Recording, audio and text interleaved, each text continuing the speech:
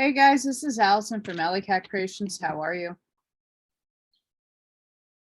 I'm sore. I was up in my attic at 1 to 3 o'clock in the morning, going through a lot of stuff. I figured I would give myself a bit of a chillax day and do some readings, and then start packing more of my clothes that isn't going to kill my back, and take some pictures and do some yard sale stuff. Today we're going to do the Key of Destiny. And as we can see, it's going to rain here at some point, and I am a frizzball. But I took a shower really late last night and let it air dry. Because I was dirty and dusty and gross.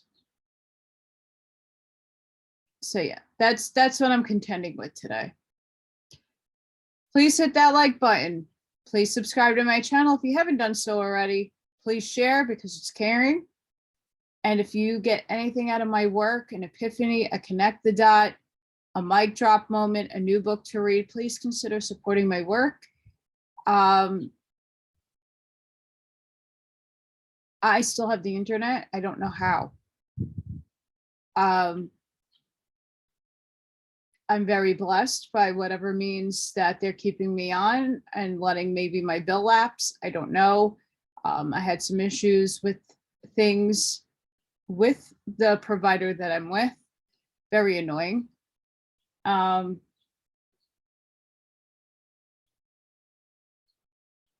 am also needing help with my move. So if anybody could help out with any of those things, that would be amazing. And just getting this around to people that might be able to help. I know a lot of people are in the same struggle as I'm in, and you know, I'm by myself, and I have complete, utter, amazing people that are strangers to me, but you guys are amazing that, you know, keep me going. Energetically. And I do appreciate that. Getting it around and passing my work around, no matter what, if something really hits the spot for you, share it. There are plenty of people that have an over amount of abundance who might be able to help me out. And that doesn't mean that's not going to help you out, because once I'm able to get myself back on my feet, I'm going to be able to help other people do very similar things. So please take that into consideration. So we left off on number 15. It's a very big section. It's massive. And I'm going to keep on going. We left off with the devil, and today we're going to do the order of the 15.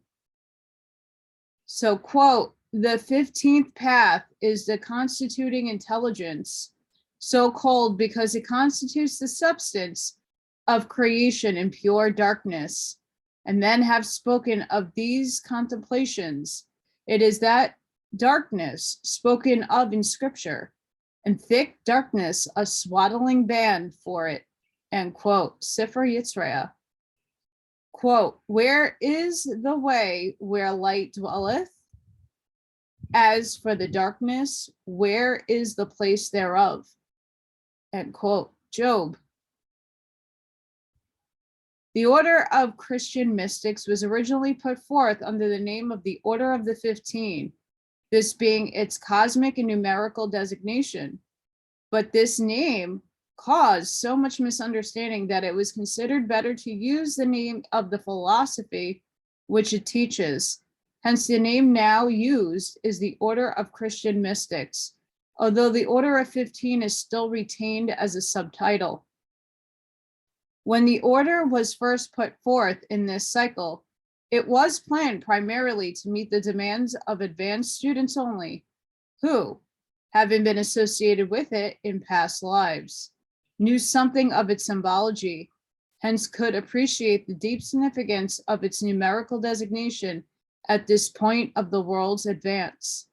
But with the rapid expansion of the work, the field of its appeal has steadily grown and widened until now, while it still amply satisfies the same classes of advanced occult students, yet there are many less advanced who need its help. The monthly lessons sent out by the order are in some ways so plain that he who runs may read, yet they also contain so much deep underlying and occult lore that most advanced students find much that is new and much that, while very old is humanity itself and familiar in principle to all occult students, and nevertheless put in a new light, the light of the new day. For that which is based upon eternal truth is fitted for all time and can therefore be studied from all angles, each angle presenting a perfect picture. Thus, every age can find its needs supplied, for every phase of thought in any age can clothe these eternal varieties in its own dress, so that they will appeal to the mind of the race or the age.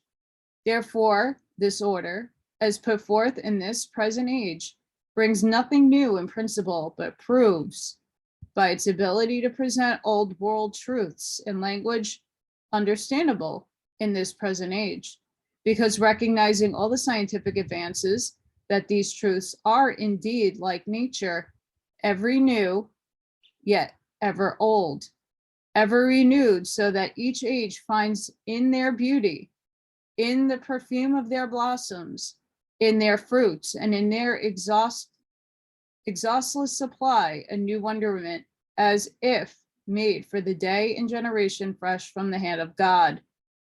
Hence, the order today is reaching out among those who are loosely classified as Orthodox Christians, yet who are eagerly seeking for a greater understanding of spiritual truth and a more soul-satisfying interpretation of the scriptures than that the church can afford. It also appeals to the many who have formerly been satisfied with the so-called advanced teachings of modern origin, but who now require a more comprehensive and all-inclusive philosophy than they have found elsewhere. To these ever-increasing classes, the numerical name of the order means nothing. In fact, instead of appealing to and leading them to acquire into its teachings, it often turns them from it. Hence, the name of the philosophy is used instead. In fact, in the face of the undoubted power of numbers, let us say that all students who have carefully read and digested the meaning of the number 15 will have no difficulty in understanding why an order bearing the numerical title Order of the 15 should have been put forth when it was. In fact, had it not, the masters of wisdom made an effort to give to humanity some special form of teaching by which it could understand the shadows and forms, which during this awakening to the dawn of a new day are pressing so heavily upon the world, humanity would be left like frightened children who waking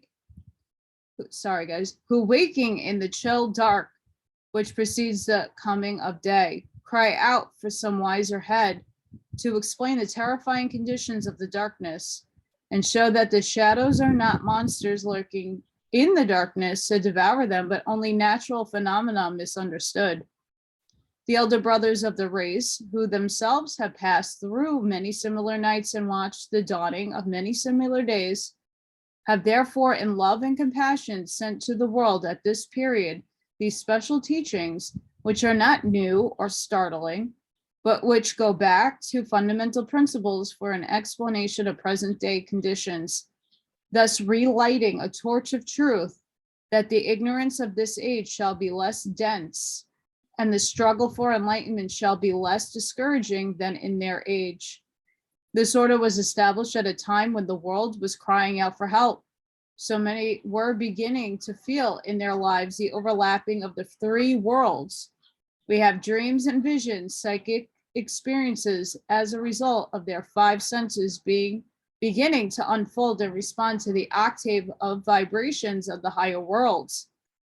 Even in the midst of the gaiety and confusion of Babylon, many have seen the 5 fingers of a man's handwriting on the wall of the world's banquet hall, strange characters which neither the astrologers, the soothsayers, nor wise men were able to interpret. Hence the order came like a Daniel came to judgment, to read the many riddles, to show the world that the pound of flesh demanded by it cannot be given if its giving shall shed 1 drop of spiritual life blood.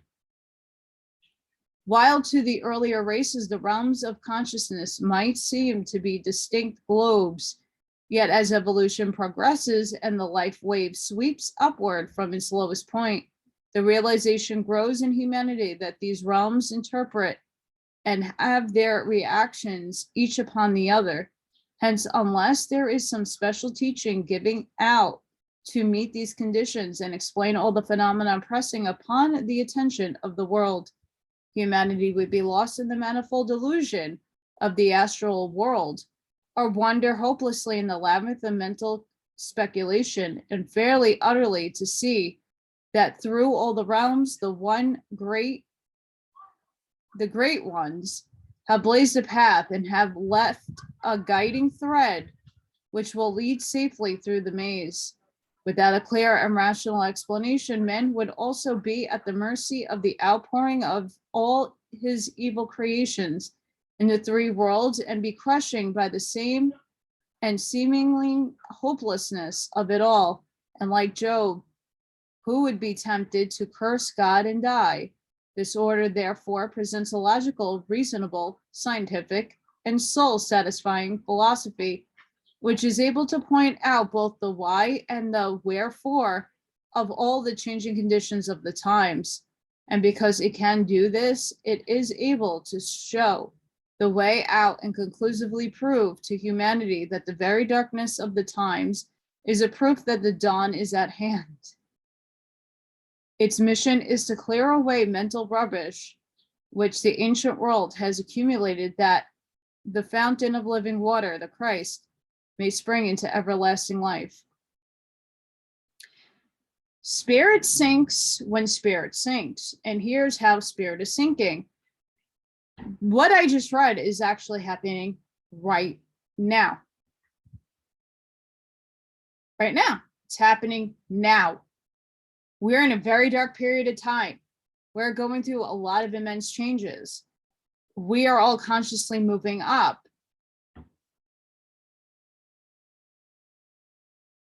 It's telling you. It's trying to help us. It's crazy.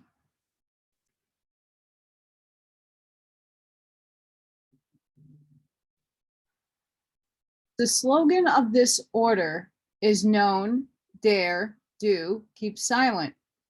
The word know being implied by the open eye in the center, while the other words occupy 3 sides of the triangle in the symbol. Every neophyte who sets out upon the path of attainment does so because he has mentally seen the open eye, and from his inner divine intuition knows it holds a message for him. He must have developed within him a strong consciousness that there is something worth the seeking, hence has aroused the daring spirit necessary to leave the old primrose path of dalliance and seek new and unknown regions. It not only takes a firm conviction of the truth of that which he would seek, but it takes far more. It takes courage, determination, and perseverance. So many believe and long to obtain, yet spend incarnation after incarnation bemoaning the fact that has been them a heart with which to long and a mind with which to aspire, yet has surrounded them with so many seemingly insurmountable obstacles, which they call impossibilities. So year after year and life after life, the longing grows fainter and the obstacles more substantial, until through the stern whipping of karma, the soul is left naked to do or die, like a boy who is thrown overboard to swim or sink. This is well expressed in the couplet, "He who hesitates is lost." Therefore, to dare is the first step into the cosmic order, and many take it almost automatically, having obtained it in the past lives. The next step is do.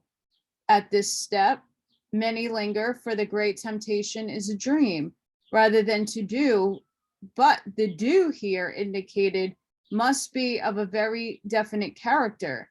It must begin with his own life in overcoming his faults and failings. The neophyte can never say, I have accomplished, no matter what work he has done for humanity, until at least to some extent he has accomplished this first overcoming, and it begins to show in his life.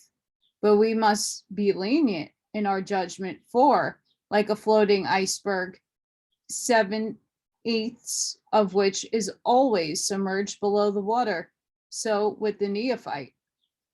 While his efforts must affect his life, yet the foundation must be below the surface of consciousness. Only such overcoming has built for itself a strong foundation below the surface, will endure the storms and dashings of the waves of life. Therefore, do not grow discouraged, for even the tip appears above the water.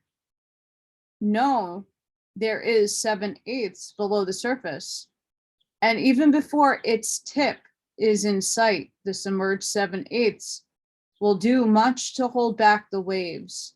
The hardest lesson of all is to learn to keep silent. The esoteric meaning of kept silent is not merely to refrain from talking, although it does mean that we should refrain from frivolous chatter, from gossip and criticism. Its chief meaning is that we should keep in touch with the silence in the consciousness of that deep, mysterious silence, which makes all our thoughts, works, and deeds potent.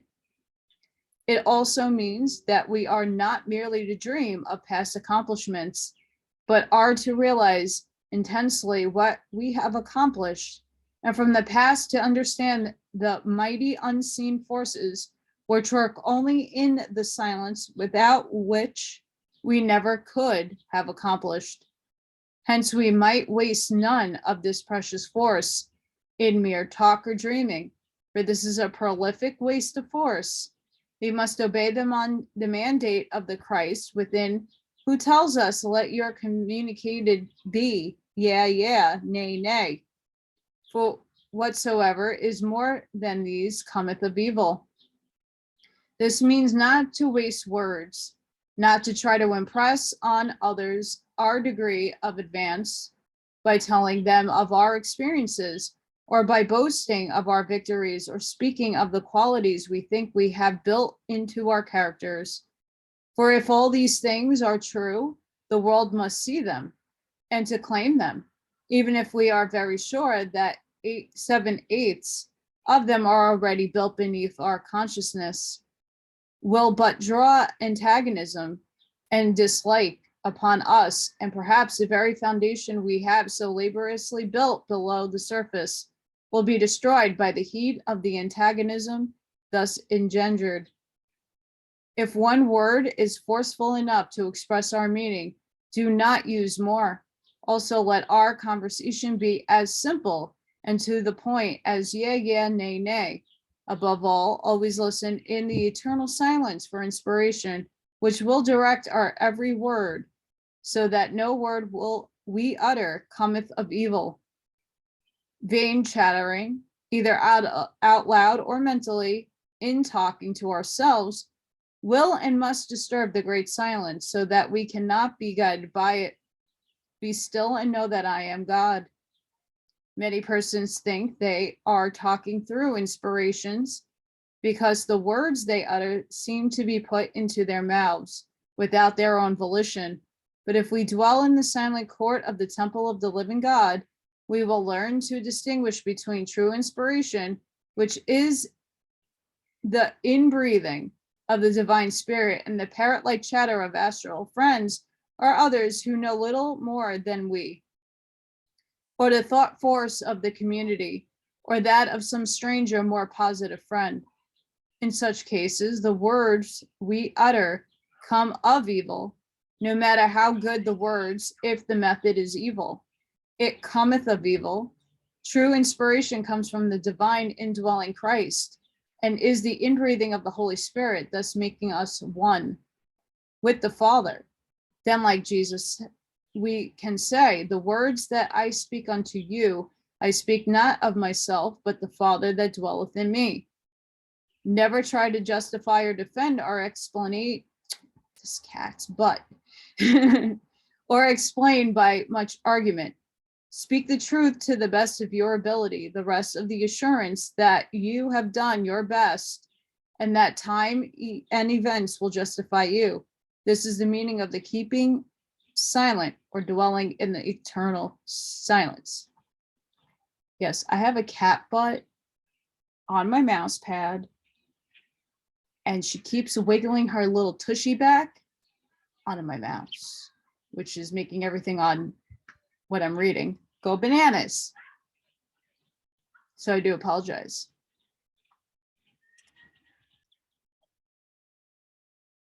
A symposium of the Order of the 15. Quote, behold, I bring unto you good tidings of great joy, end quote. For convenience in reference, we will here gather together what we have said about the order in our various other works. To all earnest seekers after the spiritual life whose sincere desire is to progress in spiritual growth and unfoldment, and who wish the opportunity of coming into closer personal touch with the masters of wisdom, who through all ages have been the teachers, guides, and elder brothers of humanity, there comes the following message. In accordance with the geometrical design of the universe, a point in evolution has now been reached when an advanced order has been established upon the earth plane. This order is not an organization in the general acceptance of the term, nor is it connected with either the outer or inner work of any other occult organization now in existence on the physical plane. The order of the Christian mystics is but one name for a great cosmic order which has always existed, and through which all souls who have reached mastery have passed on some plane at a certain stage of their evolution. It has been represented upon the earth plane at certain cyclic intervals in all ages and has been known under various names. A manifestation upon the earth plane during the present cycle and began on January 1st, 1908, its numerical name, the Order of the 15, being then used. But now the order is reaching the great class who are looked upon as Orthodox Christians, yet who are eagerly seeking more definite instruction concerning the mysteries of the spiritual life. The name of the philosophy which the order presents is used instead. The Order of the Christian Mystics is a non-sectarian unifying spiritual movement inspired by an unselfish love for humanity and a desire to help mankind recognize the reality and make practical use of its spiritual guidance in a daily life. It is Christian in that it seeks the universal cosmic Christ principle, no matter but what name the universal principle is known in other lands, and in that it bases its teaching on the Christian rather than Oriental scriptures. It is mystic in that it teaches its peoples the mystery of how to come into personal and conscious touch with the Christ consciousness within. It is not put forth to form or a new sect or cult, to further divide up and separate humanity, or to form another pigeonhole in which to isolate a few followers, nor does it seek to secure a following for any human leader or personality. It is a spiritual movement without creed, dogma, rules, or pledges. Instead of emphasizing the differences between its teachings and all others, it strives to establish a platform so universal that its pupils can find it in some one thing to which they can agree, even though that one thing be not the same for all. Thus will this order become a link to join the best efforts of all into one great universal movement, which shall spread brotherhood upon the earth through spiritual understanding. True brotherhood does not mean that all must think alike, but that each recognize truth whenever found and demonstrate love and tolerance towards those who find a different aspect of truth more helpful. This order does not ask its pupils to leave any church, society, or organization to which they feel attached unless they find it, this order, their true spiritual home and desire to work exclusively with it. It but seeks to help all to understand the workings of the great fundamental laws of life, and thus enable them to do their own work the better, in their own way and place. Asks no one to subordinate his individuality or to follow any leader, but leaves all free to follow the truth as revealed to them. It does not require that any of its teachings be accepted by its students because some authority says they are true. For unless the teaching appeals to the heart and rings true to a soul, it is not true to the consciousness of that soul. Hence, no authority is enforced except the authority of the voice within each heart, which recognizes and witnesses to truth wherever found. Understand this point clearly. It will be only through your own individual effort, your attitude of soul, and the character of your subsequent life that will enable you to place yourself in personal, conscious touch with the masters of wisdom. It develops and depends upon no personality but your own. Whoa! Yes! Absolutely agree with that. All organizations and movements which receive help from the spiritual plane have their own particular work to do.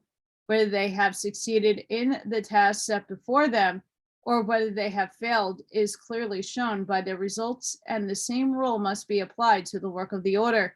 But many students have outgrown organizations, have found them too narrow and their necessary limitations too binding.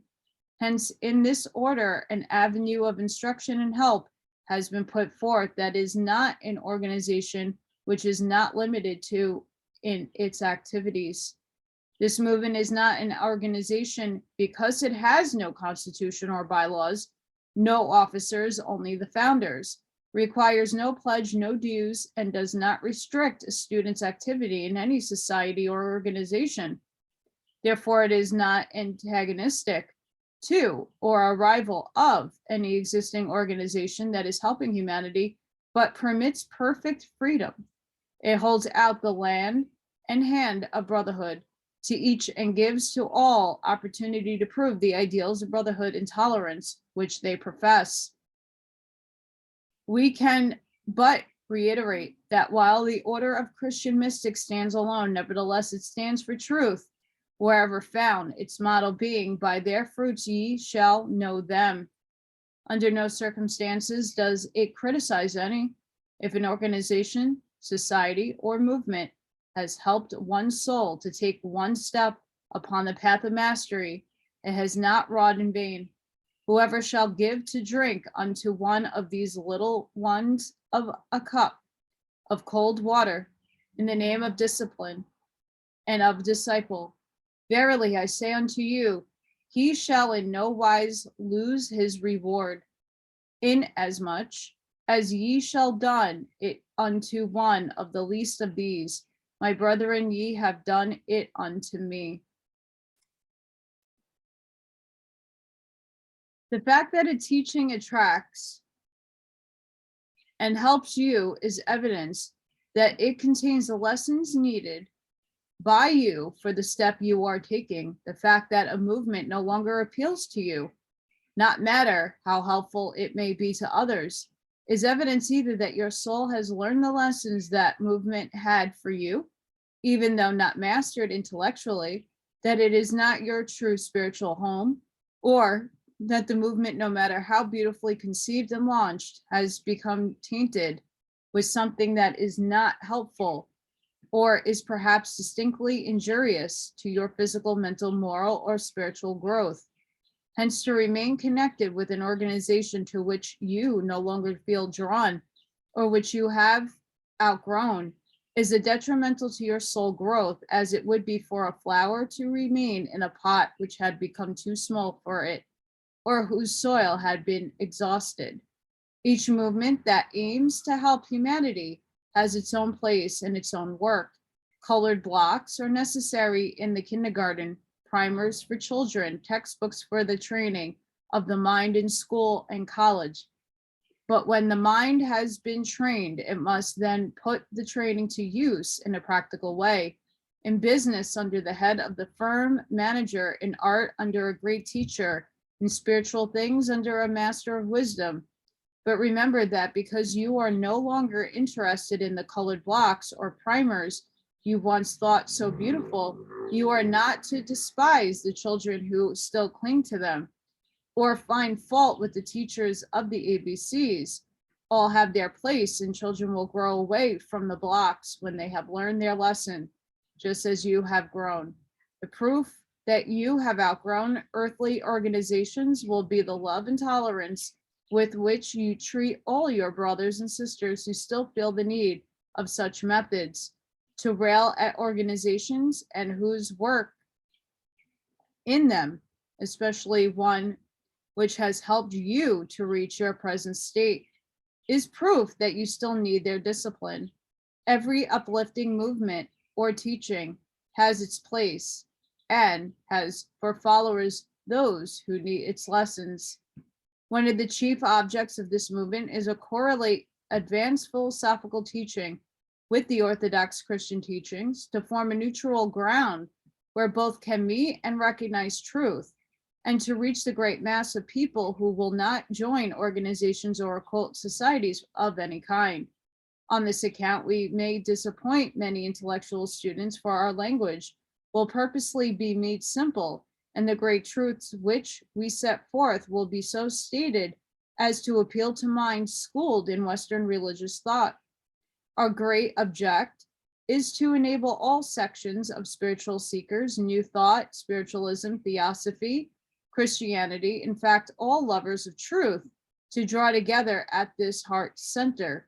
This is a necessary preparation for the near advent of the great spiritual teacher for the Western world who is soon to appear, the Avatar.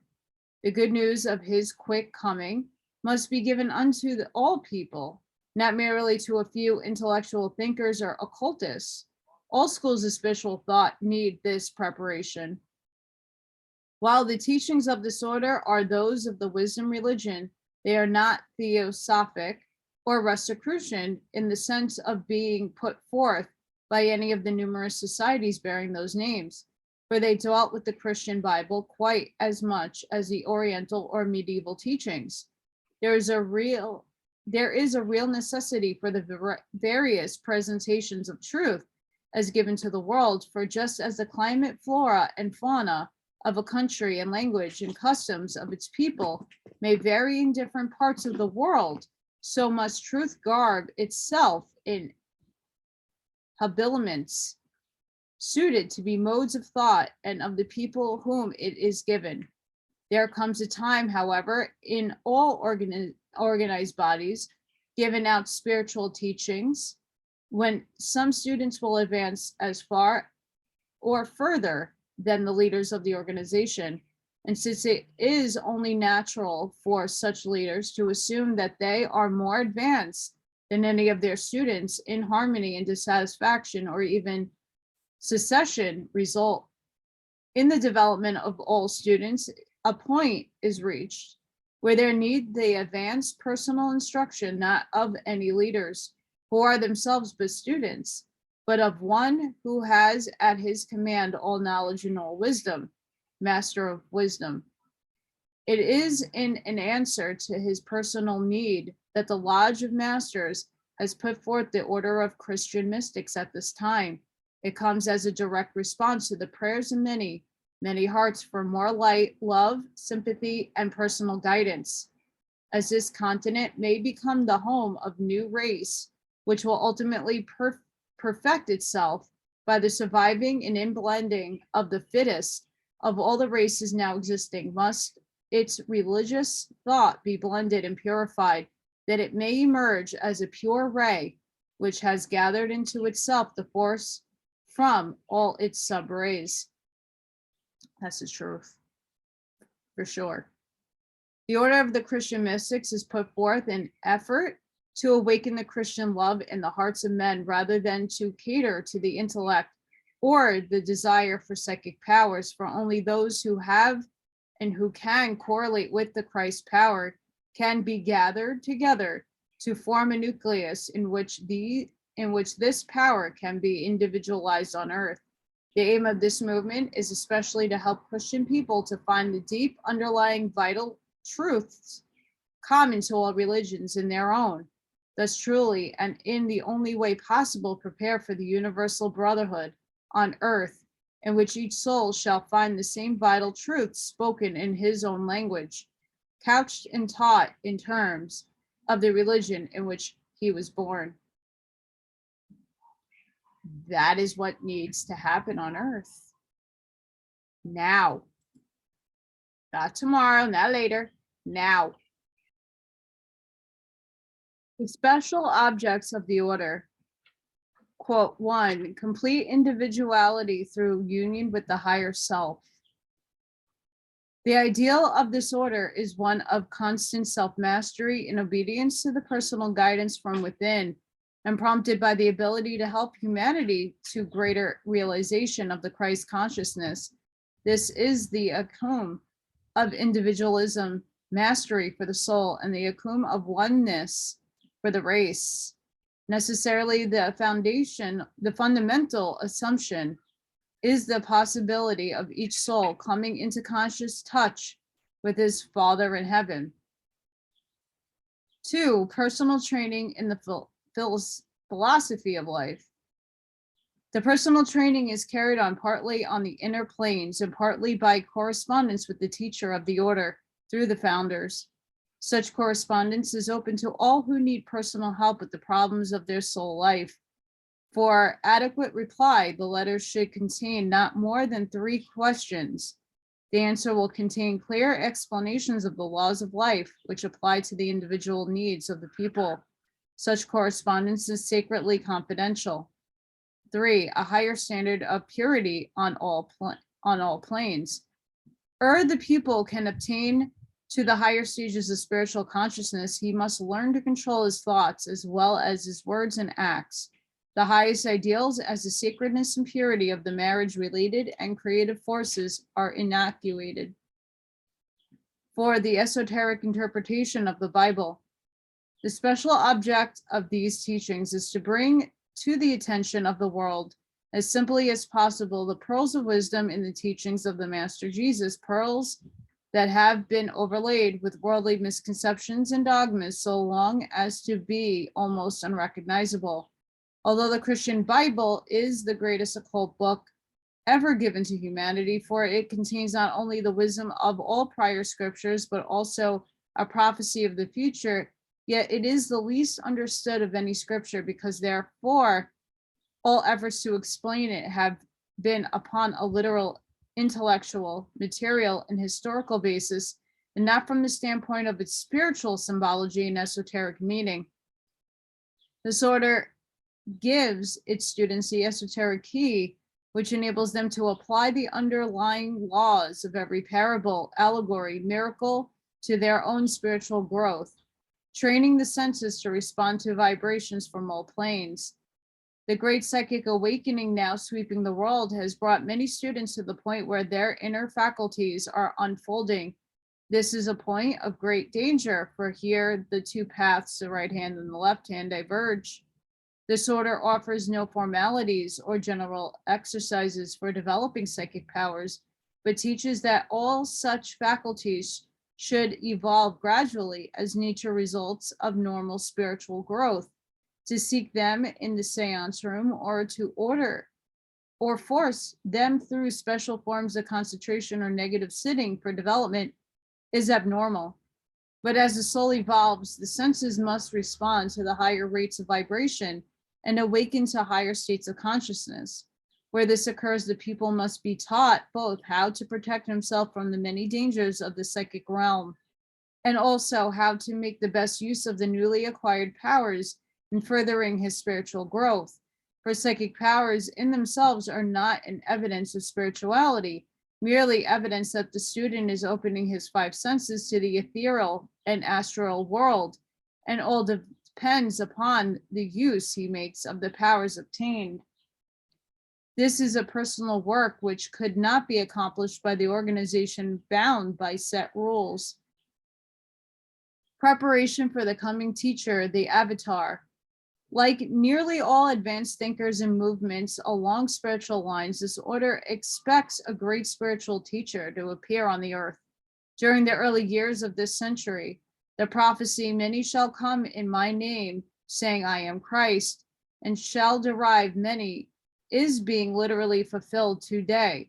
This order fully explains the true mysticism and fundamental laws of the coming, that the elect may not be deceived. For just as lightning flashes from the heaven as the result of gathering on earth of certain forces which induce its descent, so must the coming be the result of a gathering together of the forces of love, tolerance, and brotherhood, which shall induce its physical manifestation.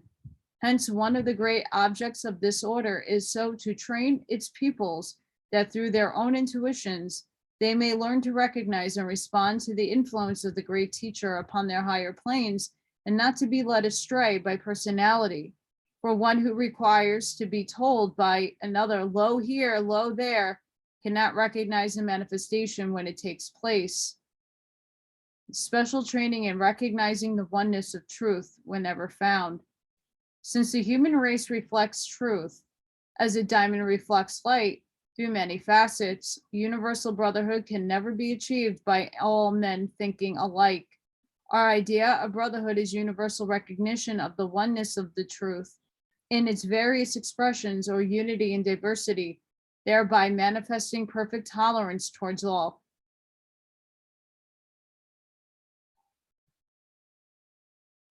New world.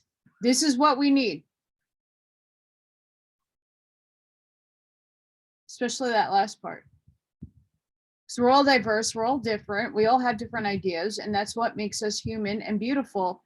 And when you can respect the differences and tolerate them and come together and unify with them, all the more better. Embracing people, embracing their ideologies, embracing different thinking. What?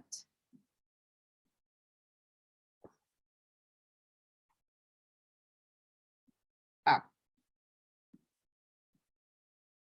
I have a cat tail now in my mists. A symposium of the Order of 15 continued. All we can say is that it is a direct outpouring of the lodge force, and the agents through whom it is manifesting are of no more importance from the standpoint of the teachings than would be the pipe through which a stream of pure water was led into parched and thirsty land. Those who are athirst for the living waters will drink. Those who are satisfied with that which is at their disposal will pass it by. Only the thirsty appreciate water. If a history of the personalities were set forth with photographs, names, of what avail would it be? Would it make the message any more satisfying? Would it make the truth any more true? Or would it, as has always happened, therefore, tend to detract from the teaching? Those who had a personal learning toward the agents would cling to their personalities, excusing every eccentricity and perhaps following some personal bias or weakness, and would waste many words and much force in defending such personalities. Such an attitude has heretofore put many temptations in the path of agents, and has even made them unfit instruments for the lodge to use. On the other hand, all who did not altogether admire the personalities of the agent would have a target at which to throw stones. To them, all the teachings would be tainted by the personalities of the agent. This and much more has been the sad experience of all past attempts to give out the lodge teachings. The karma ignorantly incurred in the past by the treatment of the former agents of the lodge is to be spared humanity this time if possible. As each individual grows into touch with his work on the soul plane and displays a right appreciation of the sacrifice made by such agents, an ability to judge the matter impartially and apart from personality, he will learn to know the agents from the inner rather than from the outer standpoint. You are quite right in thinking that the teachings are themselves their own authority, for if they did not indicate their source, no matter of species claiming on the part of the agents would avail. If this work be of men, it would come to naught, but if it be of God, ye cannot overthrow it, lest haply ye found even to fight against God. At present, we can only say that this movement is a modern prophet without the walls of the city crying, prepare ye the way of the Lord, make his path straight. It is a modern voice of one crying in the wilderness, repent ye, for the kingdom of heaven is at hand. If that work finds an echo in your heart, follow it. If not, go your way in peace, for your time is not yet come. Many sincere theosophists have questioned our movement by asking why, since it comes direct from the lodge, it is not given out through the already established channels. We do not desire to have it understood that the formation of this new channel is a reflection upon or a criticism of such organizations, for they all have their particular work. The work of this order, however, is something quite different. The interpretation of the teachings of the Master Jesus and the giving of the help required by each soul after it has reached a certain point of development, where the teachings given out to the mass of the students as a whole no longer meet its needs. This cannot be done by organizations that are bound by general rules, for their fundamental principles is that all must fare alike, and take such general instructions can be given without regard to the needs of individual pupils. If you will carefully study the chapter on degrees and orders, you will understand why such laws and rules are necessary for such organizations from their standpoint are right and proper. They must follow their instructions from the lodge, for those are laws given to all organizations working on the negative side of the cross. Hence, they must follow the negative law. Advance only can come, be made collectively, and all must fare alike as to instructions. The order of the 15, however, as you will see from this chapter, is on the positive side of the cross and is put forth to the aid those who need personal instruction, those who have reached a point where they can come into personal touch with the masters of wisdom interiorly, yet who need instruction and direction in forming such contact. We do not aim to supplant any established movements, but shall supplement their work in greatest harmony. For we build upon the same rock of truth where there is room for all. This is the law. Only he who asks can receive, because the asking opens the doors through which the help can come. Every soul has implanted within it, as an integral principle, the power of intuition, just as every mineral, vegetable, and animal has the power of selection or instinct, which leads it to follow the lines of evolution best fitted for its growth and perfection in accord with its environment.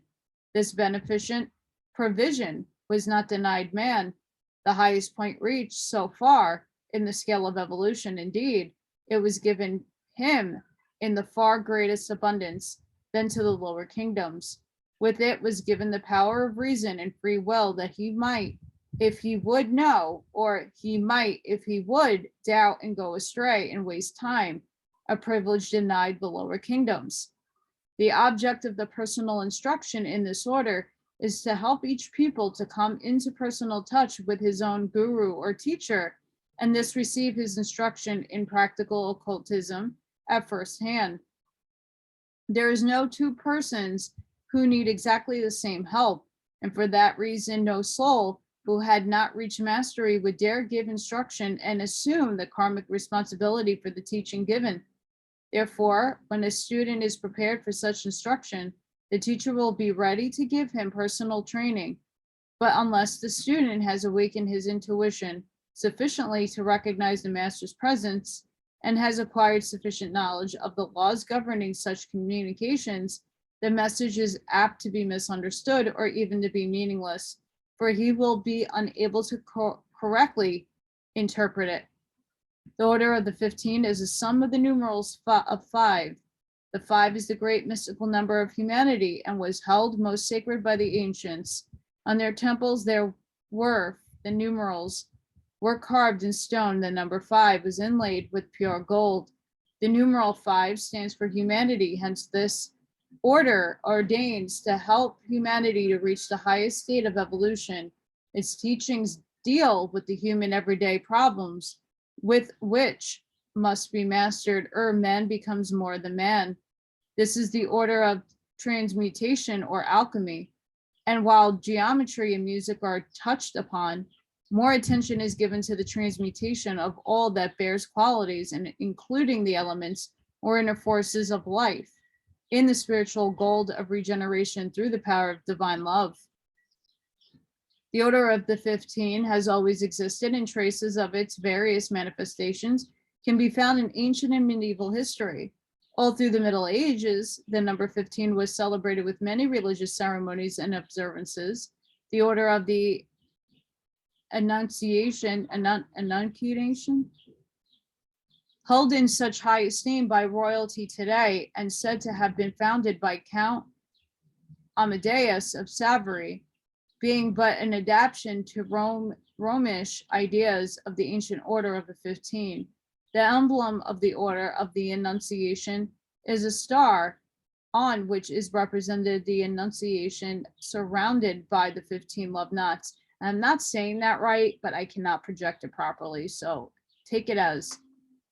Thus also symbolizes the order of the 15, for its mission has always been, even in the darkest periods of the world's first history, to announce the possibility of bringing into manifestation birth the Christ consciousness, which is brought about by the spread of tolerance, liberty, and brotherly love.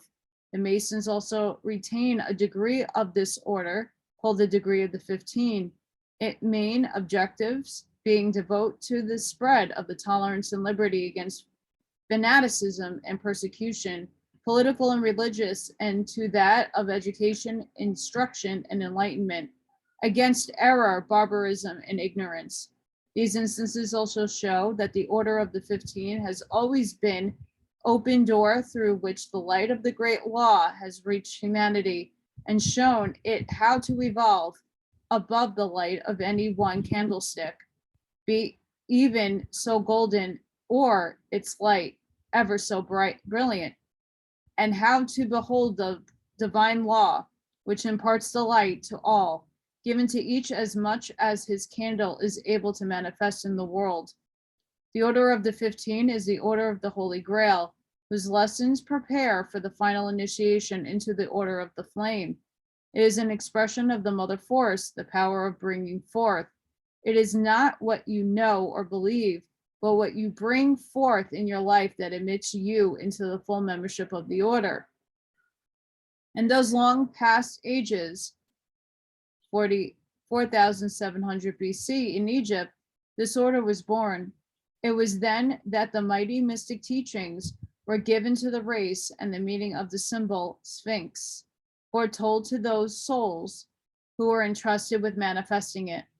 And today, as this great Aquarian age begins its cycle, those souls must once more gather together their reincarnated students and followers. That which was symbolized in stone may be manifested in the world today, but this time erected in the hearts and lives of men.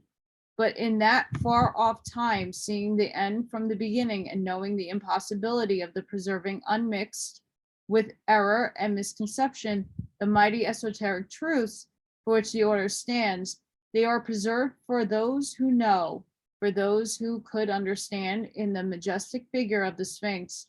Therefore, each one who is today strongly drawn in the heart and mind to those teachings was no doubt a follower of them in those ancient days when the celestial teachers descended and gave directions from this sacred order, then called the Order of the Sphinx, but not one so called today.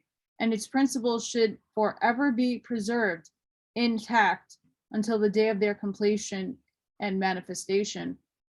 Hence, it is a fitting as the great day dawn draws near, when many scattered ones are to be assembled, that there should be at least a few gathered together whose hearts and minds are attuned in the great perfect harmony, united in love and illumined by understanding, and once more have the riddle of the Sphinx in its spiritual aspect elucidated for the betterment of mankind. Just as that stony figure, with its imperishable message to humanity, has stood upon the border of the desert, enduring the fierce heat, the storms, and the force of the ages without disintegration, so has the order endured throughout the ages, and its messages being given to the man in each succeeding cycle. Again and again have the terrific sandstorms of worldly criticism and of opposition beaten upon it until it seemed almost destroyed, and its message distorted and lost sight of. Yet as day dawns in each cycle, the winds of heaven blown away the accumulated sand, and those who belong to its tribe are gathering under its banner and are once more thrilled and enlightened and fed by the mystic message. And just as none can look into the eyes of the great stone image with their human gaze, piercing the desert depths, without feeling a thrill of awakened inner sight, so today none who are once in followers can look into the eye of the order, the center of the symbol, without feeling a thrill as its rays pierce the darkness of their understanding and bring light into their conditions. Thus it is found with those who are at the stage, are brought by the great law into touch with the order of the Christian mystics, after having toiled through the wilderness of all other teachings. Those who truly belong to it, whose enlightened intellect and quickened heart have enabled them to really grasp its teachings and correlate with the great currents of the force back of them, are connected to the rest in it.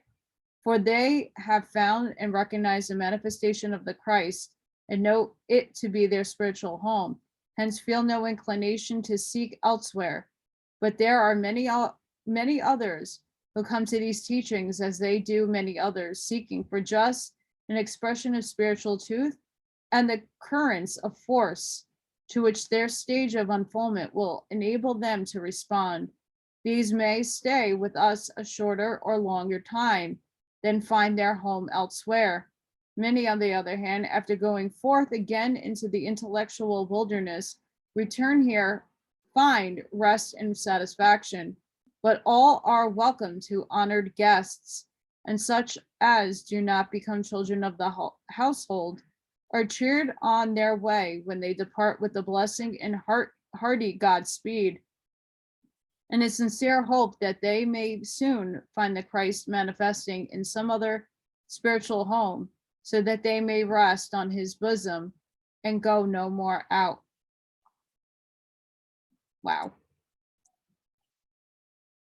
The 15th letter, Shemek. And I don't know if I'm saying that right in Hebrew. Now the serpent was more subtle than any beast of the field, which the Lord God had made. Genesis. Quote, he produced Shemek, predominant in sleep, crowned it, combined it, and formed it with Sagittarius in the universe, Kislev in the year, and the stomach of man, Sifra Yitzra'ah, end quote. The 15th letter of the Hebrew alphabet is Shemek. It is one of the 12 simple letters and corresponds with the zodiacal sign Sagittarius, the double sign, the horse and his rider on the centaur, The centaur was a mythical creature, half horse and half man, and is well symbolized by the 15th letter. For in 15, man has not yet fully separated himself from his animal nature, and still in thought identifies himself with the steed he should ride and govern. This sign is also the archer, and we find a very similar meaning attached to the letter Shemek. The influence of the sign Sagittarius is either exceptionally good if the rider sits on the horse and guides it, or exceptionally bad if the rider identifies himself with the horse and becomes a centaur. This, a study of ancient mythology and collaborate. Shemek is called an arrow, the arrow which the archer shoots forth. He shooteth forth his arrow, even bitter words. Or it is a sword carried by the true knight with which he had conquered. The meaning of Shemek differs from that of Zain, which is also a weapon, in that Shemek is something that must return like a boomerang's to the place from which it was shot forth. Also, like the English equivalent S, it is closely connected in its meaning with the serpent, but Shemek, we find the serpent swallowing its own tail, thus making a circle, which ends a point where it begins. It is from this idea that the letter has a meaning of destiny, a fixed fate, or a finality given to it by some writers. But in its esoteric interpretation, the serpent swallowing its tail has quite a different meaning, for it symbolizes the completion of a cycle of manifestation. The serpent is preparing to shed its old skin and emerge in a new and larger one fit for future growth. For the aspirant, this shedding of his old ideas and conditions is a period of overlapping, which is both painful and disquieting. For until the cycle is completed, the old skin still clings in circumference and circums his activity. Yet this is but a preparation for a new and less circumscribed existence. This thus letter stands at a link between two cycles, and necessarily both the number 15 and the letter Shemek must for a period circumscribe man's free will until his karmic harvest is reaped. Yet out of the old will emerge the new and greater unfoldment. Here the aspirant must stand and face his creations, and here he must gather up all the experiences through which he has passed, and out of them forge the link that shall prepare him to enter the new cycle. He must learn here that a boomerang will return to the sender. Here we must realize that all that take up the sword shall perish with the sword. He must learn also that even a boomerang in the hands of one who knows how to throw, it can hit the mark, and that the sword he is to take up must be the sword of the Spirit, which is the word of God. Thus we find the serpent, which in the Garden of Eden tempted infant humanity, was in reality the bringer of esoteric wisdom, or the fruit of the tree of life, which is plucked and eaten before the eater is prepared to receive and digest it. By the unevolved or animal man, inevitably must bring sorrow, suffering, and death, quite as surely as if a newborn infant were fed on solid meat, or its digestive organs would assimilate it. This same serpent is today beginning to swallow its own tail. That is, the cycle begun with the temptation in the Garden of Eden is closing, and a period of overlapping is beginning. And it begin to experience purified humanity can re-enter the garden. And that this painful and disturbing overlapping period is finished and the circle of limitation thus made is overcome, man and woman will once more return to Eden by the gradual path of evolution. The innocence of ignorance will be replaced by the purity acquired as a result of both the experience gained through suffering and the wisdom gained through the inner teachings of the esoteric doctrine. The letter Shemek stands for fatality and also destiny, for the sin and suffering, death and the devil. All these, however, are but experiences on the way.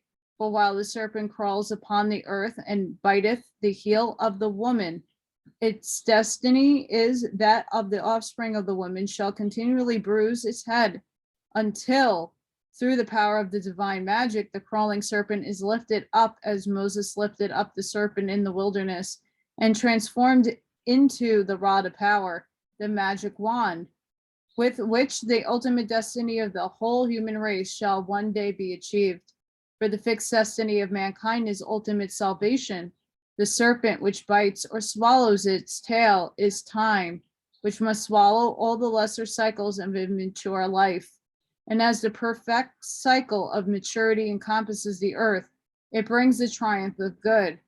Another meaning attributed to the letter Shemek refers to the mysterious astral currents surrounding the earth, acting as a great reflector. So confusing because it is in a mirror, the reflection is reversed. Again, it is prominent in sleep, for during sleep, unless trained and guided, we are apt to wander in the little understood astral regions. Also during the period symbolized this letter, the most of humanity are spiritually asleep, dreaming bad and confusing dreams. They are seeing things reflected, reversed, called evil good and good evil.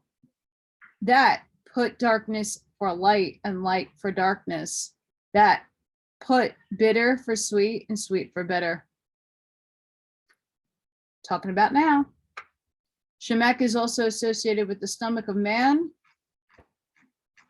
Sorry guys, it was a page. It is only the power to digest and assimilate esoteric wisdom that can nourish and carry men safely through this period in his soul unfoldment. No matter of the study will alone answer, yet it is necessary to study if we would assimilate wisdom, as it is to eat food if the stomach is expected to digest and pronounce nourishment for the physical body. Tarot card time. The devil. And again, this is the modern interpretation of the devil.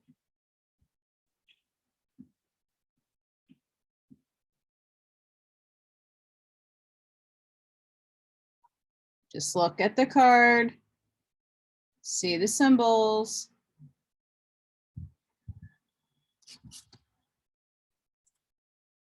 The 15th tarot card, the devil. The 15th card of the devil. Sorry guys, I'm going to rewind that. The 15th card of the tarot is called the devil.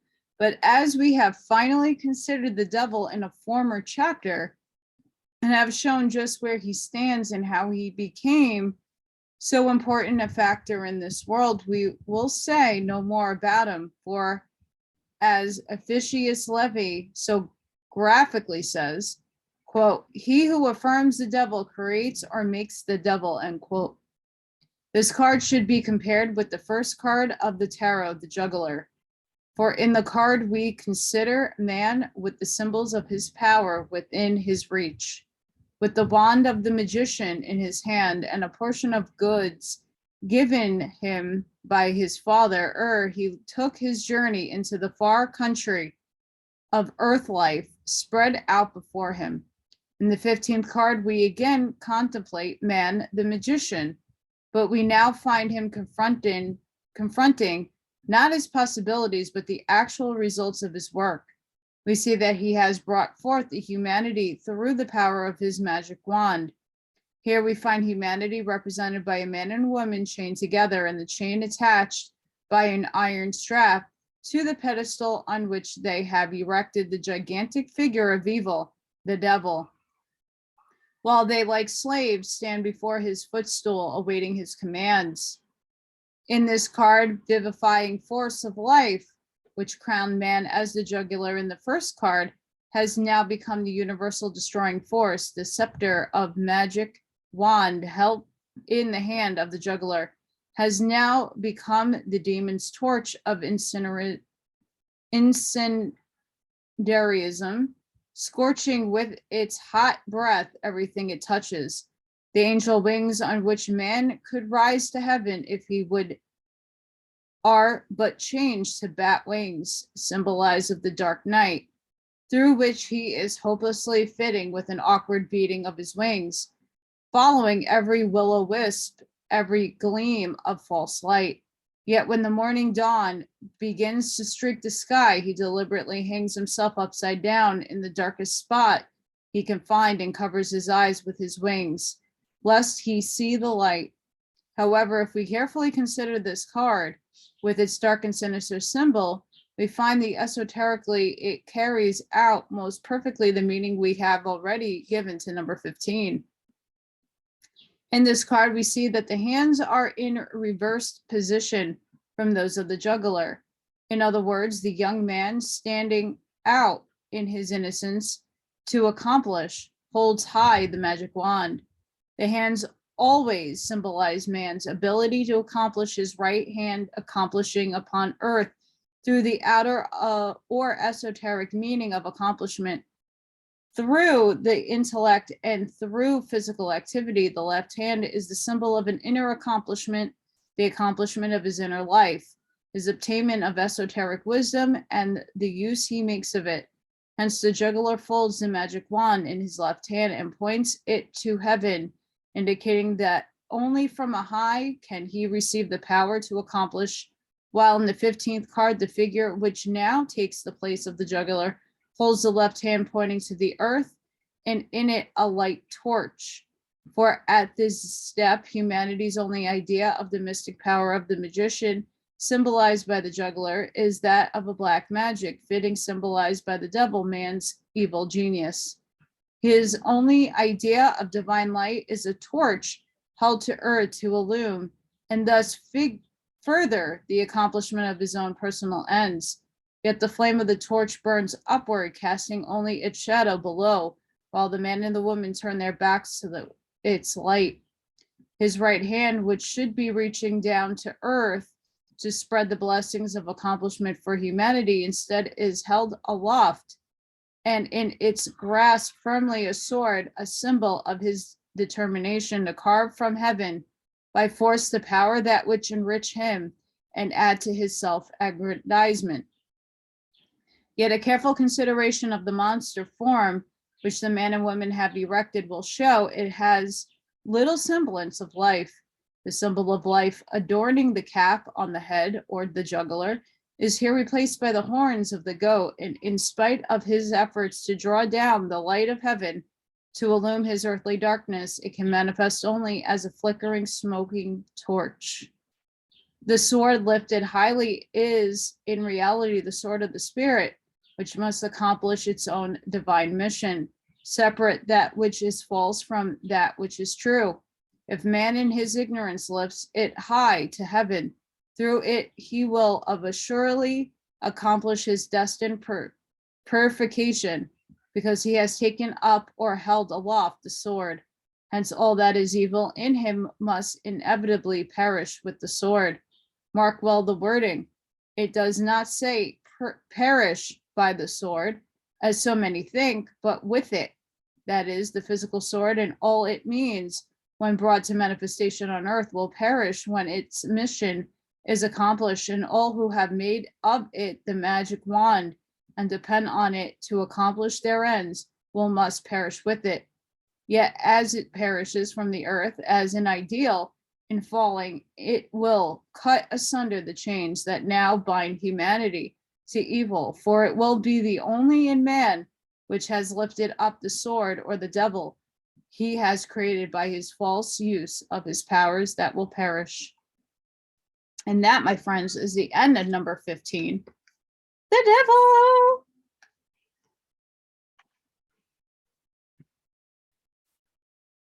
Fascinating. 15 was fascinating. And the idea of that order, fascinating, because that's what we really need here in the now. Because everybody's on this one book paradigm. I posted my spiritual insights, and somebody was like, oh, the cards you use is from evil. It's so evil. It's evil. Affirmation cards, cards to better your life, cards to ask you and inform you to think and go within. How is that from the devil? Unless you project that onto those things, because you're not understanding the intent that is used. It's all about your intention. It's all about what you're putting out into the ether. You are in duality, so you can choose good or evil. It's up to you. It's on the pendulum that we swing back and forth. We're always vibrating. So how high you vibrate is how high that pendulum swings to one direction. Until we are out of duality and into whatever timeline we are presented with, we should be using those examples and taking what they were saying to heart. And it is slowly happening, not on a grander scale, but when more people awaken to the fact that we can all find the creator within and the Christ consciousness within, and that everybody has their own needs because we're all individual, and then to respect everybody's individual path, will be a better world for that. So I hope you enjoyed. Please don't forget to hit that like, share, and subscribe. Very important chapter, very in sync with what's happening in our world today. Again, if you have it within you to support my work and support helping me get out of communism and tyranny, I am by myself. I am in the red. I am cashing in coins and cans at this point to just make $10 here, $15 here and there. It's nothing compared to the enormous amount of help that I need, but it's something. But I can use your help. So if you could do that, that'd be great. If not, please share so others could see this message and hear these words, and possibly other people can help me. Sending each and every one of you love and light. I thank you, and I'll see you on the next one. Bye, guys.